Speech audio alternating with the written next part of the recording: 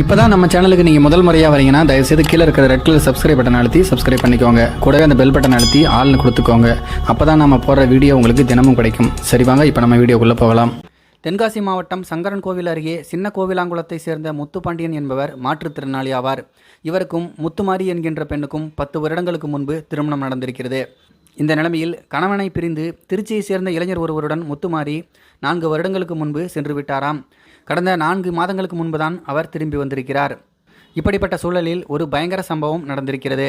அது என்ன என்பதை பற்றி இப்போது பார்க்கலாம். திருமணத்தை மீறிய உறவு என்பது இன்றைக்கு பல குடும்பங்களை நிலைகுலைய வைத்துள்ளது. இவர் சரியில்லை என்று அவரும், அவர் சரியில்லை என்று இன்னொருவரும் ஆளாளுக்கு குற்றம் சாட்டி கொண்டிருக்கிறார்கள். அதேபோல மனைவிக்கு தெரியாமல் கணவனும், கணவனுக்கு தெரியாமல் மனைவியும் தவறான உறவை தேர்வு செய்கிறார்கள். இந்த தவறான உறவை சமூகம் என்றைக்குமே ஏற்காது என்று தெரிந்தாலும் கூட அதை விட முடியாமல் ஒன்று அவர்களையே அழித்துக் கொள்கிறார்கள், இல்லையென்றால் எதிராக இருக்கும் துணையை அழித்து விடுகிறார்கள். கடைசியில் மாட்டிக்கொண்டு சிறையில் கம்பி எண்ணுகிறார்கள். இன்னும் சிலர் மனைவி கள்ளக்காதலில் ஈடுபட்டது ஏற்க மனம் இல்லாமல் அவரையே இல்லாமல் செய்துவிடுகிறார்கள். அப்படிதான் இந்த கணவனும் செய்திருக்கிறார். தென்காசி மாவட்டம் சங்கரன் கோவில் அருகே சின்ன கோவிலாங்குளம் தெற்கு தெருவை சேர்ந்தவர் 38 வயது ஆகக்கூடிய முத்துப்பாண்டியன். இவர் காது கேட்காத மாற்றுத்திறனாளி ஆவார். இவர் தென்காசி மாவட்டம் மேலநீலிதநல்லூர் யூனியன் அலுவலகத்தில் இரவு நேர காவலாளியாக வேலை பார்த்து வருகிறார். இவருடைய மனைவி முத்துக்குமாரிக்கு 28 வயது ஆகிறது. இவர்களுக்கு 10 ஆண்டுகளுக்கு முன்பு திருமணமும் நடந்திருக்கிறது. ஒரு மகனும் மகளும் இருக்கிறார்கள். முத்துமாரிக்கு கடந்த 4 ஆண்டுகளுக்கு முன்பு திருச்சியை சேர்ந்த இளைஞர் ஒருவருடன் தவறான பழக்கம் ஏற்பட்டு அவருடன் சென்று விட்டாராம். 4 மாதங்களுக்கு பிறகு மீண்டும் வந்த முத்துமாரி முத்துப்பாண்டியுடன் சேர்ந்து வாழ்ந்து வந்திருக்கிறார். இருந்தாலும் மனைவியினுடைய நடத்தையில் முத்துப்பாண்டியனுக்கு சந்தேகம் இருந்து கொண்டே இருந்திருக்கிறது.